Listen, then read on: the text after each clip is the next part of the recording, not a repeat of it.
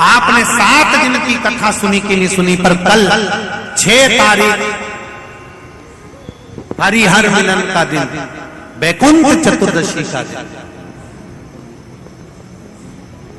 अगर कथा तक पहुंच जाओ तो अच्छी बात, टीवी के सामने भी बैठ गए तो अच्छी बात, मोबाइल के सम्मुख में भी सुन ली तो बहुत अच्छी बात। पर जो भीकन गांव तक भी नहीं पहुंचा तो कम से कम कोई गांव का व्यक्ति अगर कथा सुनकर निकल कर जाए तो उसका केवल दीदार कर लेना, दर्शन कर लेना, उतने में वैकुंठ का मार्ग। बहुत धनेश्वर ने पूछा, मैंने कौन सा पुण्य करा था जो मुझे वैकुंठ का द्वार खुला मिला? चित्रगुप्त महाराज ने कहा, धनेश्वर ब्राह्मण, तुमने पाप तो इतना करा था कि तुमको नरक भोगना था। केवल वैकुंठ चतुर्दशी के दिन स्नान कर कर आ रहे व्यक्ति का, शिवजी पे जल चढ़ाते हुए आ रहे व्यक्ति का मुख का दर्शन कर लिया था। इसलिए वैकुंठ चतुर्दशी हरिहर मिलन का दिन है। वैकुंठ चतुर्दशी के दिन भगवान विष्णु और भगवान शंकर, इन दोनों का गुणगान गाना चाहिए, दोनों का भजन, दोनों का मंत्र जाप करना चाहिए, दोनों का।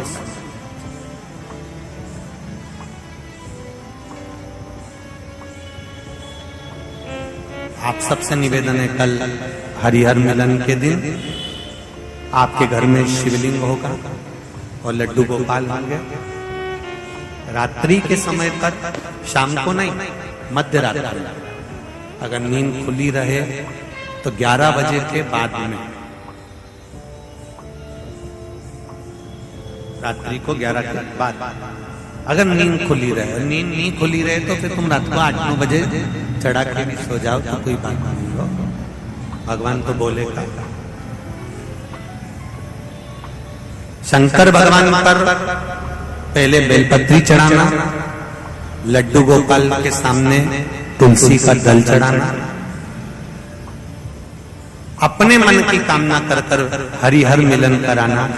थोड़ी देर तक या तो सवेरे के समय ही चढ़ा दो, दिन भर चढ़े रहने दो, रात्रि के समय पर जब फ्री हो जाओ तब घी का दिया लगाकर बेलपत्री उठाना, वो उठाकर भगवान शालिग्राम जी पर या लड्डू गोपाल पर या मेरे कृष्ण पर या नारायण पर या भगवान विष्णु पर, जो भी तुम्हारे यहाँ मूर्ति हो लड्डू गोपाल की आदि की, उन पे चढ़ा देना और भगवान की तुलसी उठाकर अपनी कामना कर कर मेरे देवाधिदेव महादेव के शिवलिंग पर चढ़ा देना।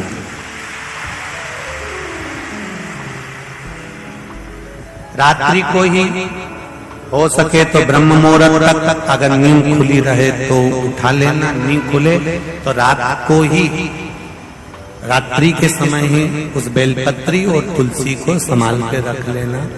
वही बेलपत्री तुलसी विद्या के लिए, और जो बच्चा माइंड से तकलीफ में रहता है, जो बच्चा पलंग पर गंदगी करता हो या जिसका विवेक बुद्धि स्थिर नहीं रहती हो, उसके लिए ये बेलपत्री और तुलसा हमेशा कार्य आता।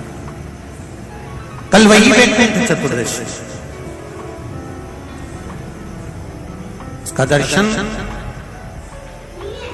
आप भाव से, आनंद से अपने अपने घरों में करें, भक्ति के साथ, आनंद के साथ। शिव कथा कर रहे धनेश्वर पूछ रहा है कि मेरे प्राण छूटे, मैंने तो पाप करा था, फिर ये वैकुंठ का तो कहा।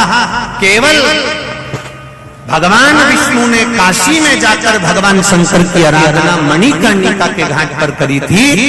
शंकर भगवान ने अपना सुंदर भाव सुदर्शन चक्र भगवान विष्णु को दे दिया था और भगवान विष्णु ने अपना नेत्र भगवान शंकर को दे दिया था। तब भगवान विष्णु ने कहा था देवऋषि नारद से, नारद, पूरे वर्ष में केवल एक दिन ऐसा रहेगा वैकुंठ चतुर्दशी का, जिस दिन मेरा दरवाजा 24 घंटे खुला रहेगा, जो पापी से पापी जीव है वो भी प्रवेश करेगा। ये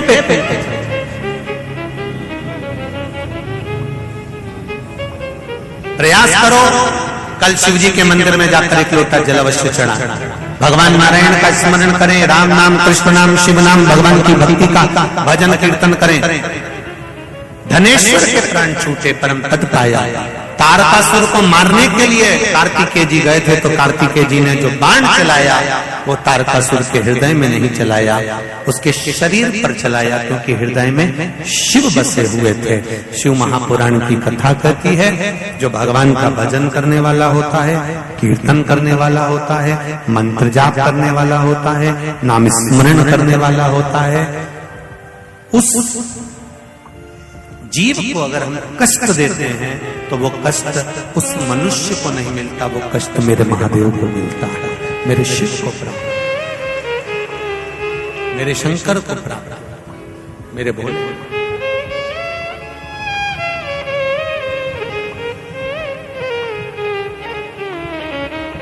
शंभु शरणे मांगो घड़ी रे घड़ी, दुख का दया करी मैं दर्शन आपको। भगवान शिव की भक्ति को धारण। समय आया, तारकासुर के प्राण छूटे।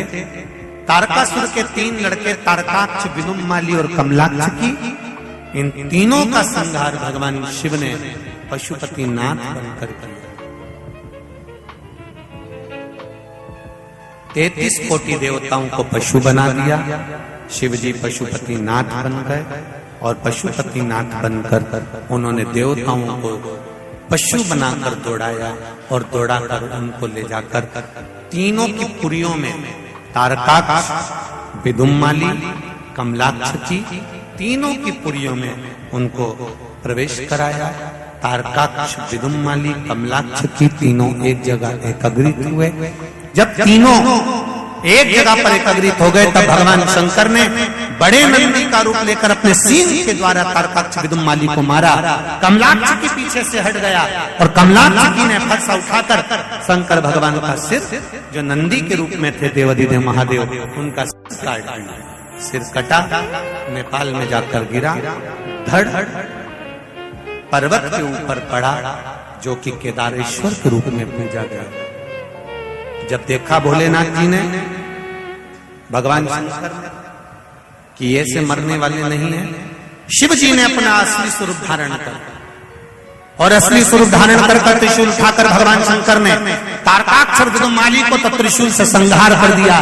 कमलाक्ष के पीछे से निकल गया, और कमलाक्ष के पीछे से निकला तो शिव जी को मारने के लिए आतुर हुआ। शंकर भगवान ने त्रिशूल के पीछे की नोक से कमलाक्ष के भी प्राणों को हर लिए। तारकाक्ष, विदुम्माली, कमलाक्ष की तीनों के प्राण चले गए।